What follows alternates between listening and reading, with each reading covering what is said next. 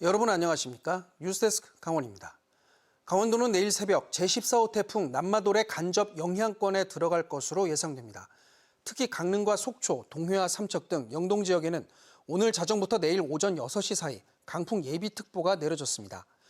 영동 지역에는 또 내일까지 50에서 100mm의 비가 내릴 것으로 예상되고 시간당 30에서 60mm의 폭우가 쏟아지는 곳도 있겠습니다. 이에 따라 강원도는 재난안전대책본부 비상 1단계를 가동하고 해일과 강풍이 예상되는 곳은 외출 자제와 사전 대피를 당부했습니다. 한편 속초 해경과 동해 해경도 동해안에 높은 파도가 일 것으로 예보됨에 따라 위험예보주의보를 발령하고 해안가 출입을 통제하고 순찰을 강화하는 한편 지역구조본부를 꾸려 비상근무 체제를 가동하고 있습니다. 겨울올림픽 빙상경기 종목이 열렸던 강릉시가 이번에는 교통올림픽이라고 불리는 지능형 교통체계 2026년 개최도시로 결정됐습니다. 지능형 교통체계 총회는 우리나라에서 서울과 부산이 개최한 적이 있지만 세계적으로 강릉 같은 중소관광도시가 총회를 유치한 건 처음이라 의미하는 바가 큽니다. 김형호 기자가 보도합니다. 예상을 깬 결과였습니다. 현지 시각 17일 오전 9시 미국 LA 컨벤션에서 열린 ITS 세계 총회 최종 제안 발표에서 강릉시가 경쟁 도시인 대만 타이베이를 제치고 2026년 총회 도시로 선정됐습니다. 대만의 수도인 타이베이는 세 번째 도전에서도 실패했는데 강릉은 첫 도전이자 ITS 세계 총회 개최 역사상 가장 작은 규모의 도시가 됐습니다.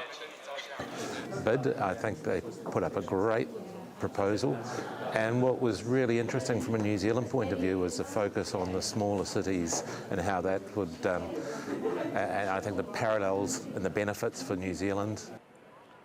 국내에서는 1998년 서울시와 2010년 부산시가 지능형 교통체계 세계 총회를 개최한 바 있습니다. 이번 강릉의 유치 성공으로 아시아 태평양 지역 11개국 가운데 우리나라는 일본과 함께 ITS 세계 총회를 3번 개최하는 유일한 국가가 됐습니다. 2026년 10월에 열릴 강릉 ITS 세계 총회에는 100여 개국의 교통 전문가와 기업인 등 6만여 명이 참여할 것으로 전망됩니다. 총회를 통해 한국의 ITS 기술을 세계에 알리고 외국인 방문을 통한 국제적 브랜드 강화 등 경제 파급 효과는 3,700억 원, 취업 유발 효과는 2천여 명으로 기대됩니다. 총회 준비 기간 중소관광도시에 맞는 교통체계 기반 시설이 확충되고 대규모 회의와 여행, 컨벤션, 전시 등 강릉시의 마이스 산업도 발전할 것으로 기대됩니다. 네, 컨벤션도 잘 만들고 또 여러 가지 준비도 착실히 해서 작은 도시지만 대도시보다 훨씬 더 나은 모습을 만들어서 2026년 총회가 열리면 그동안 우리가 했던 약속을 지키기 위해서 최선의 노력을 다해야 합니다. 평창 겨울올림픽 빙상경기 개최에 이어 내년 세계합창대회 그리고 4년 후 교통올림픽까지 유치하면서 강릉시가 국제도시로서의 인지도를 강화하고 있습니다. MBC 뉴스 김영호입니다. 어느덧 아침 저녁이 선선한 초가을에 접어들었는데 때 아닌 불청객, 모기 때문에 밤잠을 설치는 시민들이 많습니다. 최근 들어 왜 이렇게 모기가 늦게까지 기승을 부리는 건지 김도균 기자가 취재했습니다. 사람들이 많이 오가는 주택가. 아침 저녁 최저 기온이 20도 아래로 떨어지는 초가을 날씨인데 모기가 얼마나 잡히는지 확인해봤습니다. 강원도 보건환경연구원에서 설치한 모기 채집기입니다.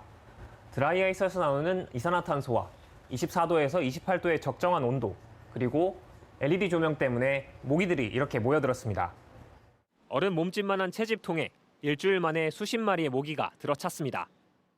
강원도 보건환경연구원이 지난해 9월 한 달 춘천 지역 5곳에 채집기를 설치했더니 629마리의 모기가 잡혔습니다. 7월보다는 2배 가까이 많고 8월에 비해서도 40% 많습니다. 한여름이 아니라 가을이 시작되는 9월에 가장 많은 모기가 잡힌 겁니다. 엄청나게 깨물어. 빨래 널을 때도 깨물고 언제 깨물고 가는지도 몰라.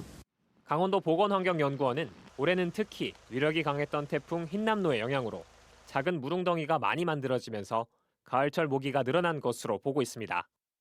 또 이상기후로 모기 번식 조건이 너무 더운 한여름 대신 초가을에 맞춰진 데다가 일교차도 커지면서 밤이면 모기가 사람들이 거주하는 따뜻한 집 안으로 몰리기 때문입니다. 샤워라든가 이런 거를 자주 하는 게 좋을 것 같고요. 외출을 할 시에는 물리지 않아야 되기 때문에 피부 노출을 최소화하는 것이 가장 좋다고 생각이 됩니다.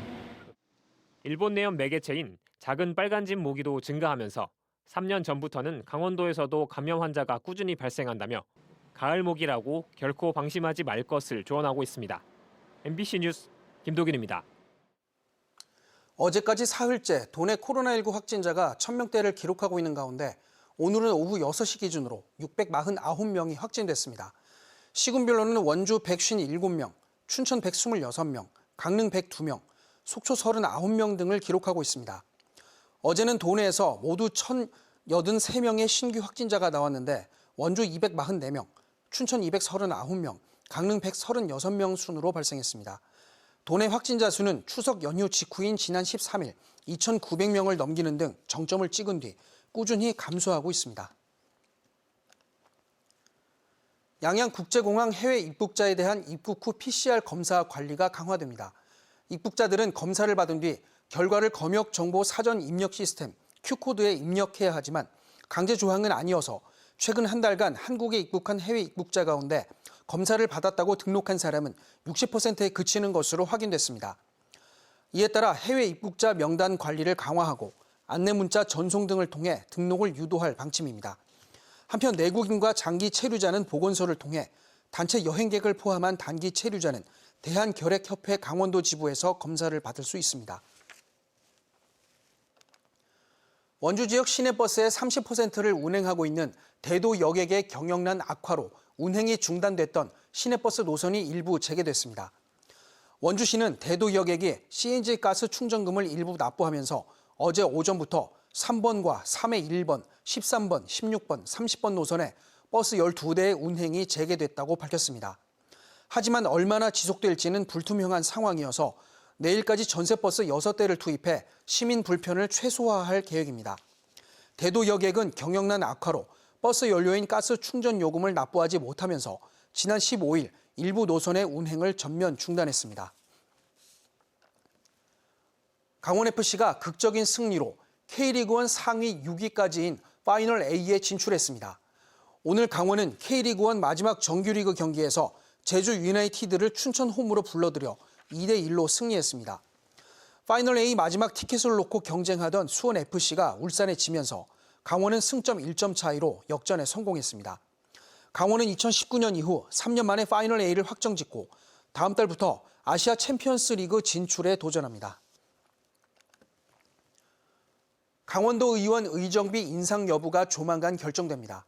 강원도 의회 의원 의정비 심의위원회는 내일 2차 회의를 열고 의정비 지급 수준 등을 결정합니다. 의정비가 올해 공무원 보수 인상률인 1.4% 이상 인상될 경우 공청회나 여론조사 중 하나를 선택해 주민 의견을 반영해야 합니다. 심의위원회에서는 전국 평균보다 낮은 강원도 의원 의정비를 인상해야 한다는 공감대는 형성됐지만 도민들이 납득할 만한 근거를 제시해야 한다는 압박을 받고 있습니다. 주말 휴일 동안 화재가 잇따랐습니다. 오늘 오전 10시 12분쯤 춘천시 신동면 8mm 스트렉스에서 불이 나 차량이 전소됐습니다. 소방당국은 기계적 요인으로 불이 난 것으로 보고 정확한 화재 원인을 조사 중입니다.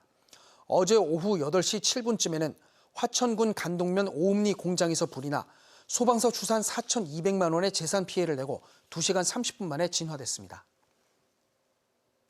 뉴스를 마칩니다. 고맙습니다.